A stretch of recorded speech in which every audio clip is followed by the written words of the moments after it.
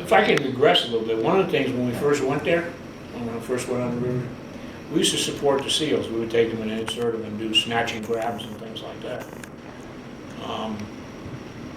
What was bad about it, we went up this little canal. It was one of those ones where you couldn't turn the boats around. We went up probably about 5 clicks. And they did their job and came back. They had a couple prisoners and we took them on board and all that. Well, we had to back out of this canal. And this is dead of night, dark, okay? And you can see things for miles. There's no loom. There's no moonlight a lot of times. And it's just dark. Well, when the SEALs got on board, their job was done. They're up there. They lit up and were coking and joking, and we're still having to traverse backwards down this canal about 5 clicks, which was kind of a interesting trip. But that was their little thing.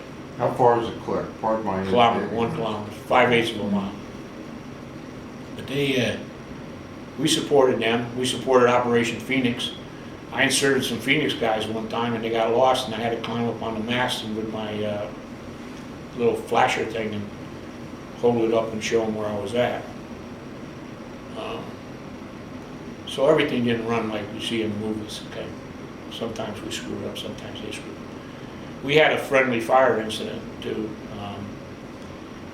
As I said before, we had ships offshore that would give us fire support, and also we were doing fire support for people up in the forest. And on top of our control building, or it was actually a little hooch thing, we had a big radar reflector, and the ships out there in the Gulf would use that to make sure their position was right before they ran their fire control problems. Some way the problem got screwed up and they put 10 rounds of 5-inch ammunition on us, 5 air bursts and 5 round bursts. We actually, one guy got killed and we had, I don't know, 4 or 5 guys wounded. But in the hooch, our hooches were metal and they were sandbagged about 5 feet from the ground, and then the overhead was sandbagged some. And then the windows were open for ventilation, otherwise you would fry.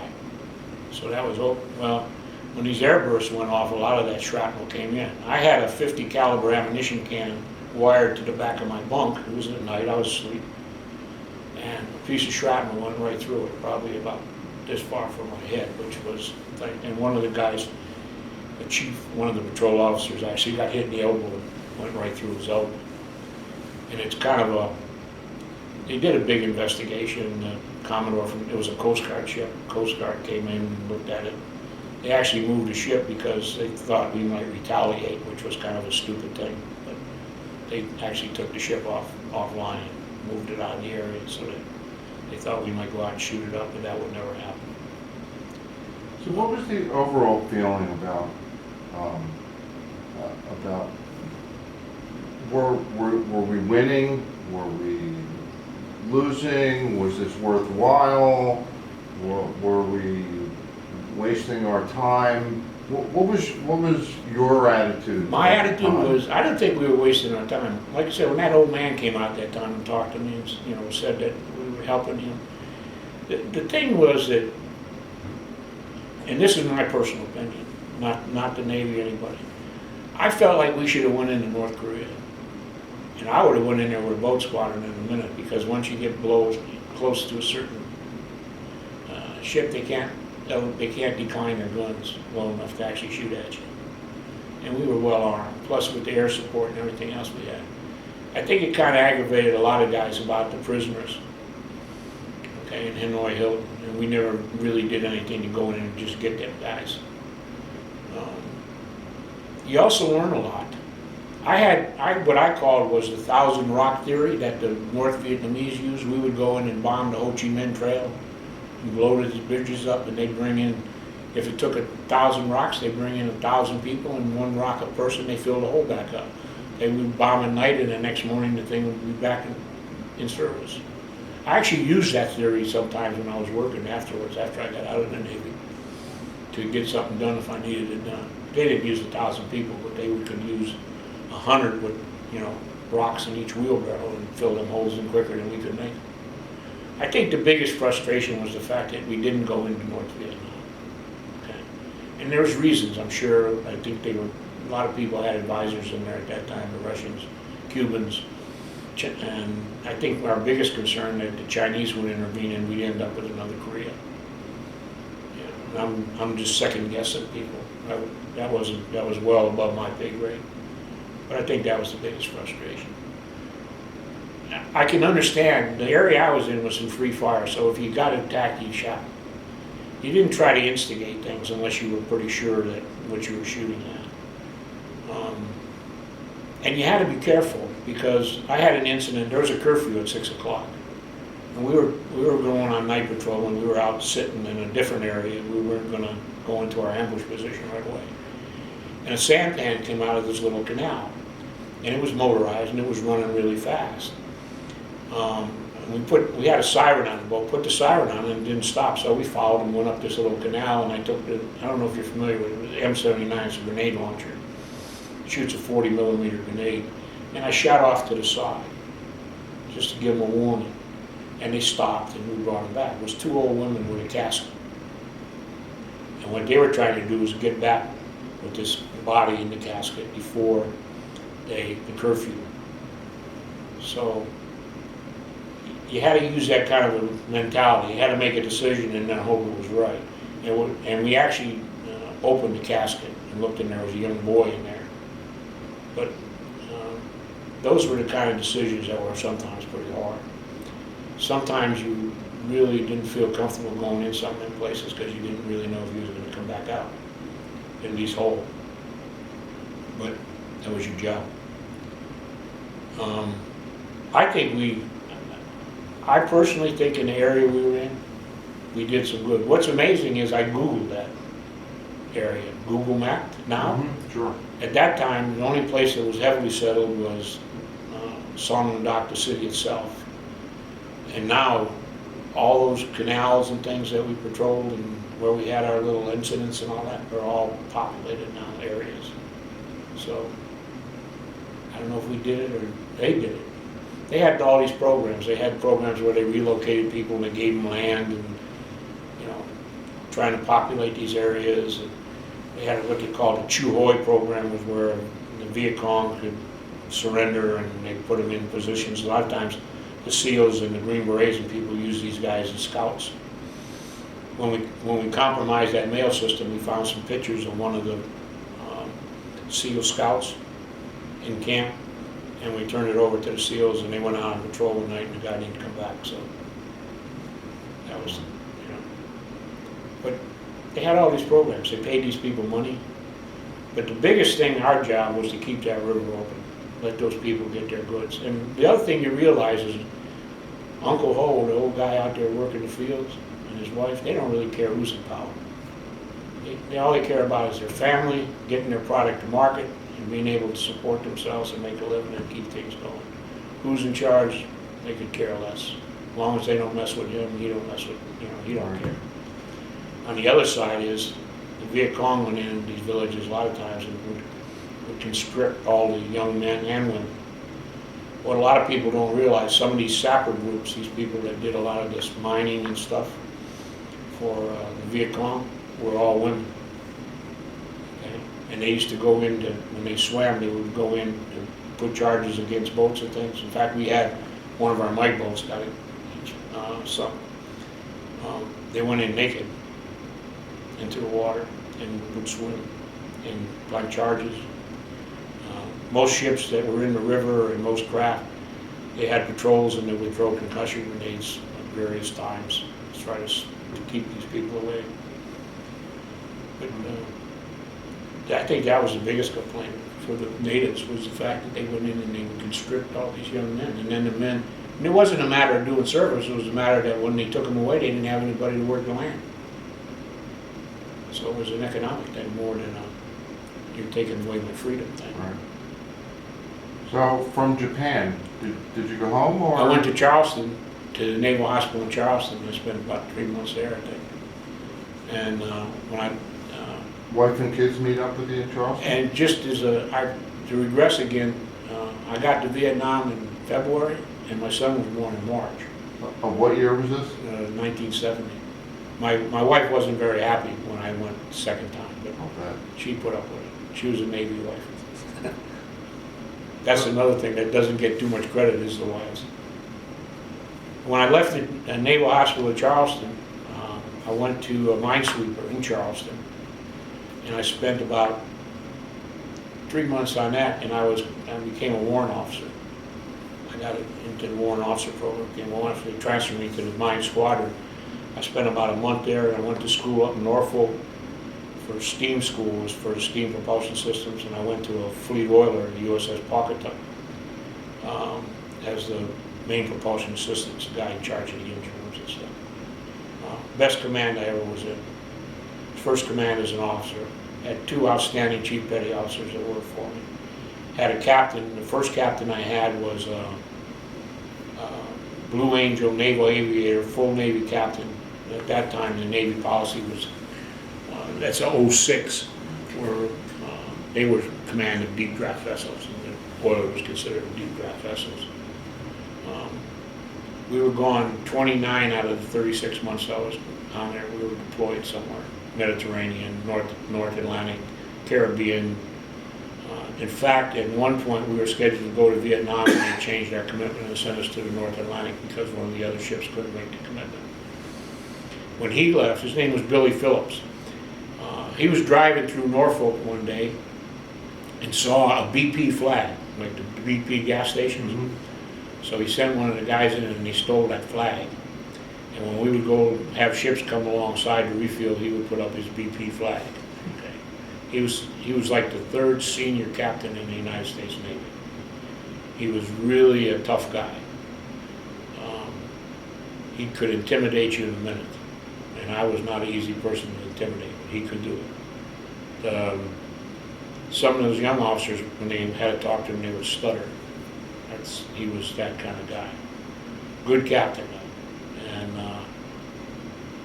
he was on there, I guess, about maybe a year while I was there. Then he got relieved by a Navy commander, Admiral Zumwalt, who was then Chief of Naval Operations and who had been the head of the River Patrol Force in Vietnam.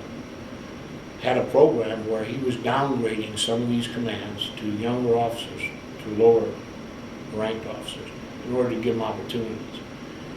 He had spent his tour in Vietnam. In fact, I met him in Vietnam. He came when they passed out the Purple Hearts and crap, and he came in for that. And we got to talk to him like 5 minutes. He assigned this guy a commander. His name was Steve Blachek. Steve was a people person.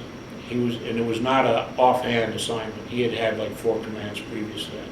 In fact, he had been the commanding officer of that same minesweep that I was assigned to later on. He had already left that, but he was the commanding officer one time then. Excellent captain.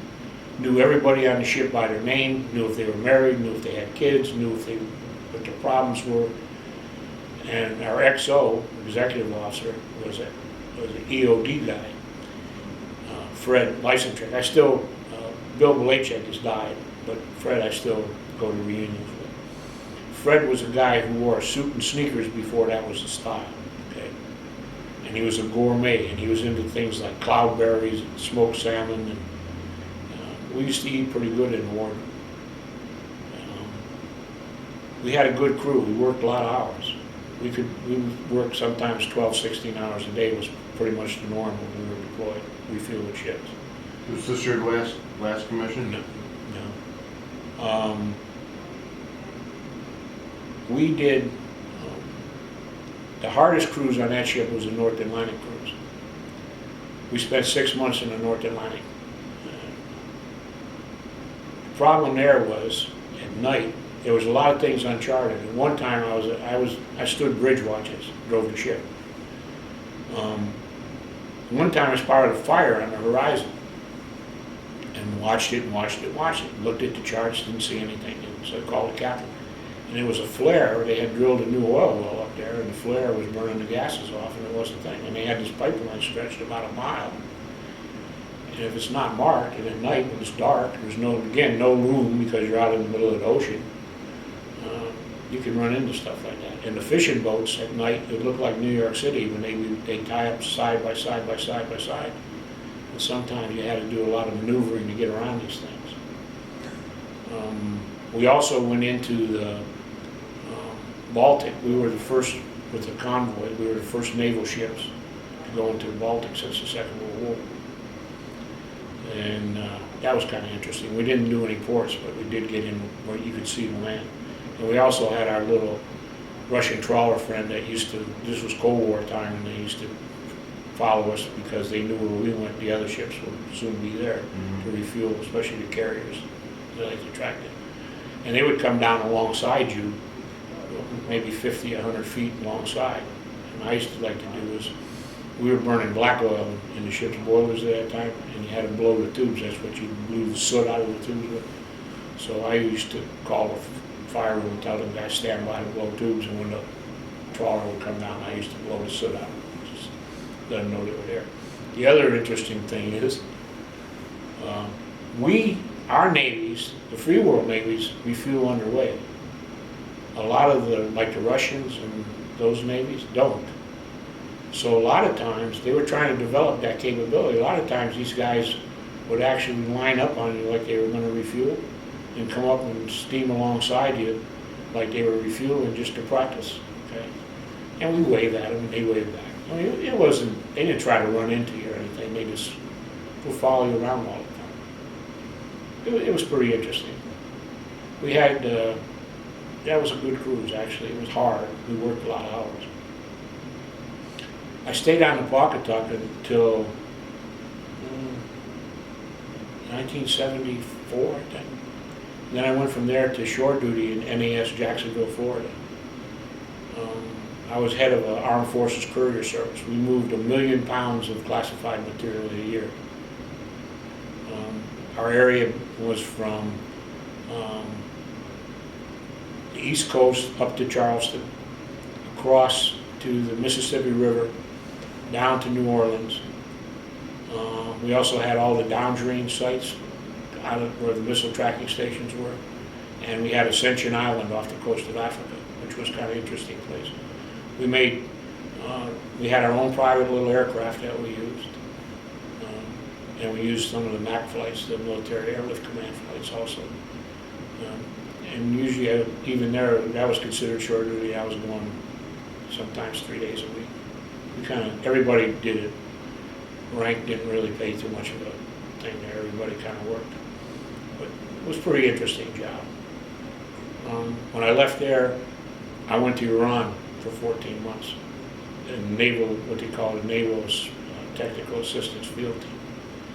We were actually working, I actually worked for the Shah's nephew, who was a captain in the Iranian Navy. We were building a ship repair facility at a place called Bandar Abbas, which used to be a convict place. It's on the Persian Gulf. The Americans were there, both civilian and Navy. The Germans, the Italians, and the Brits. The Brits had a naval attachment, plus the Brits were actually building the ship repair facility. They were using a crown, what I call crown companies. They're companies that are subsidized by the government, and they were building that. The Shah's nephew was a very dynamic person. He had been through helicopter school, Marine boot camp in the United States, naval officer training. He was a pilot, he was a ship driver, and he was very well respected by the Iranian military, all branches. We lived in houches, or houses that were built by the Israelis, and were pretty much like a bunker house, which was kind of interesting. Built by the Israelis in Iran? Yeah, that's where everybody was buddies back then, when the Shah was about. I met the Shah. We helped support, they had a joint operation with Pakistan, Iran, and the United States in the Persian Gulf, and we were asked to stand by in the communication center just to make sure there was no misunderstanding of some of the messages and things. So we did, and I met the Shah there. Very dynamic person.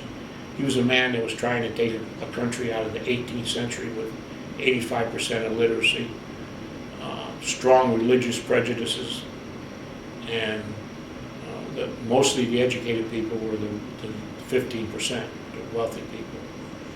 I ended up with 13 Iranian engineers working for me, both male and female.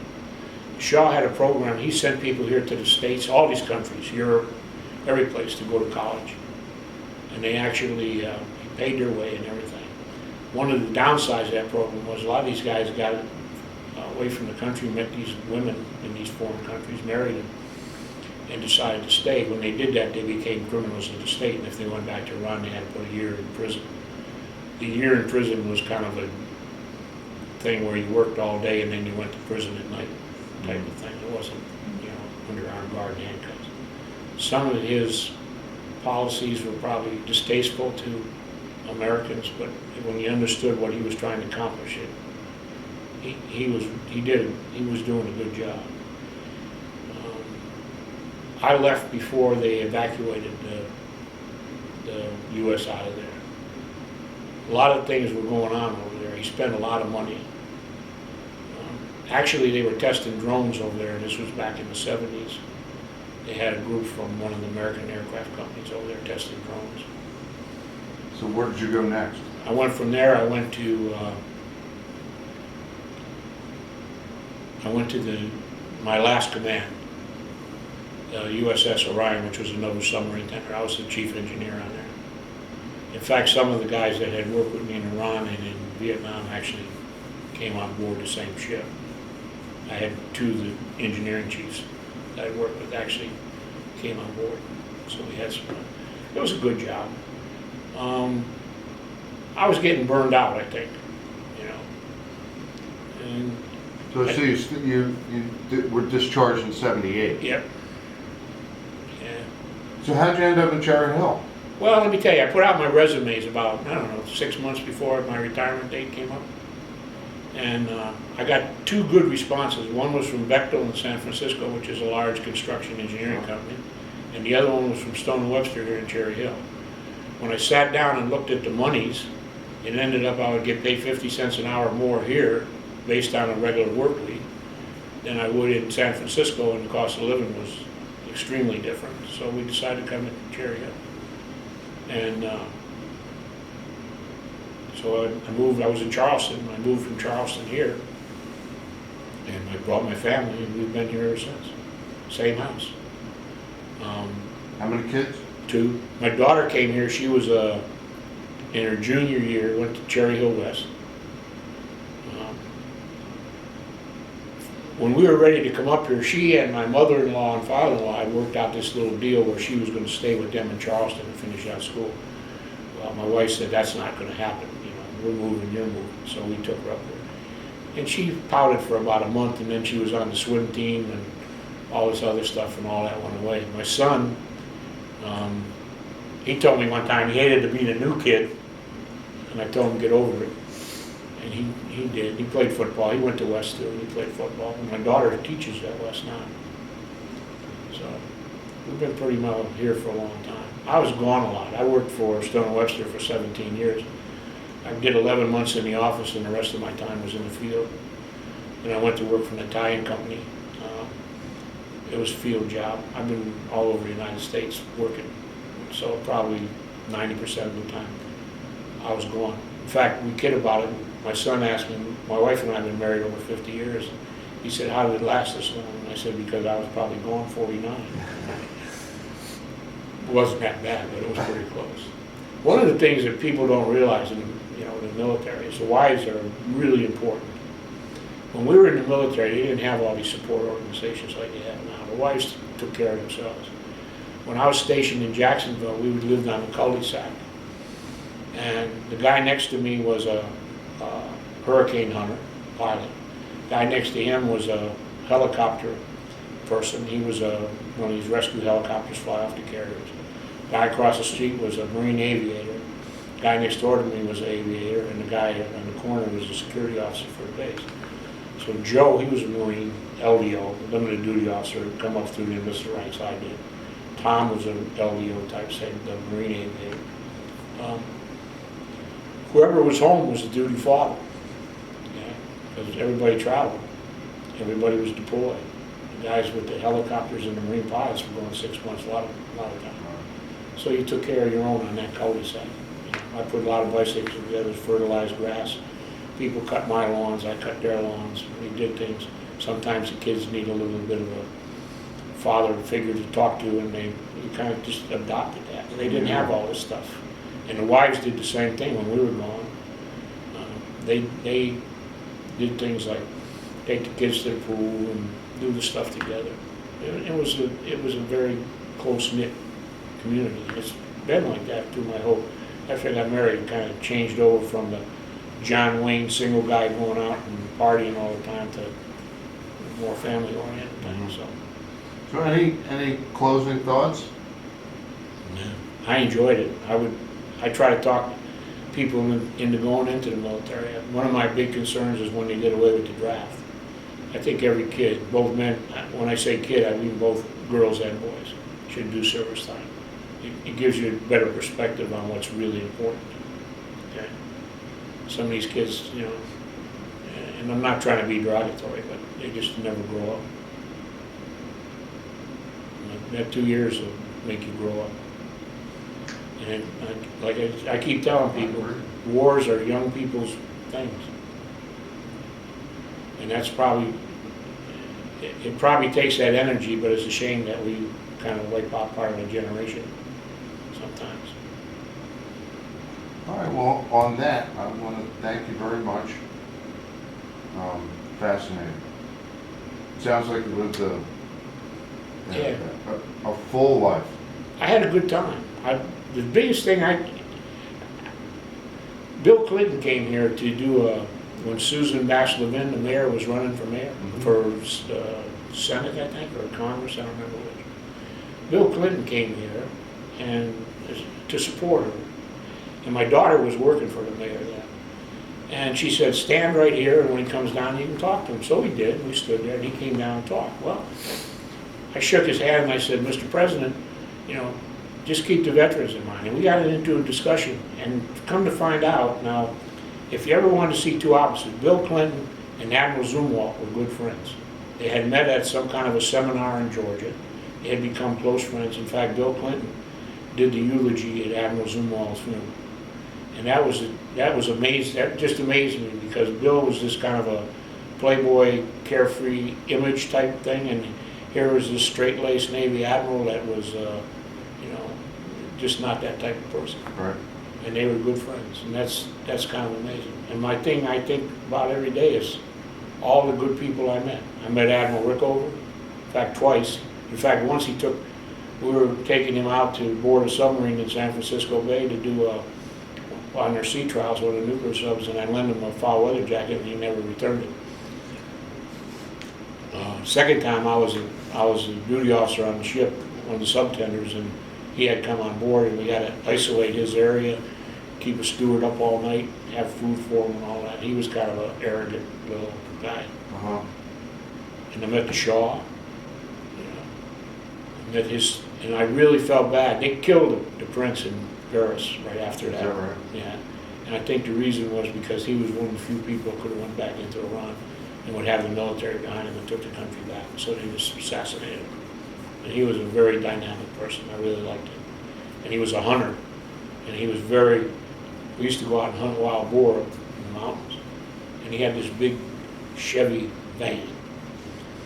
And he was too big to go in some of them places. And we were they had a lot of cocktail parties back in them days, the Iranian Navy did. And we always had to attend.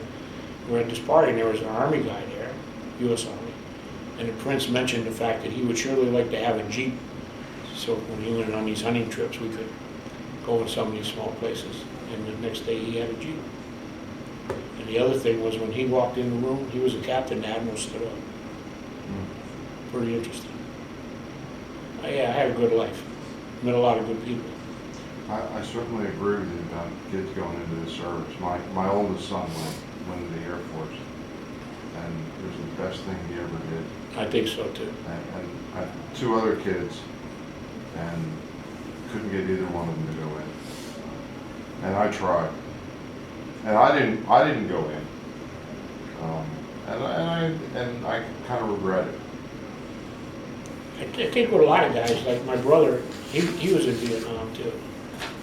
He was in the Naval Reserve. He went 2 years on a destroyer. But you go back now and we talk, and he says, you know, I should have stayed in. Should have stayed in. You hear that a lot. guys make a decision based on whatever, home, Sure. money, whatever, Sure. and they get out. Here's the way I look at it. When I grew up in Cleveland, I lived in some bad areas. Last place before I went to the Navy was, we had bought a house, but before that I lived in a housing project. I was a bad kid. A lot of the kids I grew up with ended up in prison or dead, whatever. If I hadn't went into military service, there's a good chance I would have probably ended up You'd the be same one of way. them. Yeah. So, So you're still a Browns fan or you're an Eagles fan? no, I'm actually, I have a couple. I grew up with Chucky Knowles, you know who that is, right? Sure. He was older than me, Coach but of the Steelers. he was dating a girl that lived next door to us. He comes from Cleveland. He actually was a better baseball player than he was a football player when he was in high school. So I was a Steelers fan, and I liked the Redskins. One of my high school football coaches was actually, his brother played for the Cubs, and I used to follow them, but or the Bears. I don't follow them anymore. I just kind of, I watch the Eagles game. I get a little frustrated sometimes. Well, yeah. The Eagles? Yeah, I played football in high school, and I played for the military when I was in Mare Island. They had a 6-man football league. Uh-huh. And then I played in Key West. They had, we used to call it muni football in Cleveland. It was like a not semi-pro where we got paid, but a lot of the guys that played college ball and all that. And we played that, and it was Key West, Hollywood, Florida, Fort Lauderdale, Miami.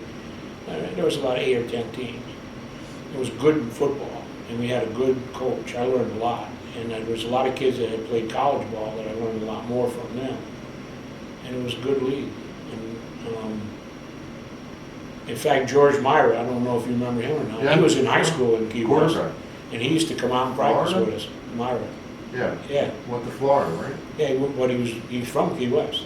And when we were practicing, he used to come out and practice with us. He was in high school then, Uh-huh. young kid. Yeah, I remember. But it was, and that's why I get frustrated.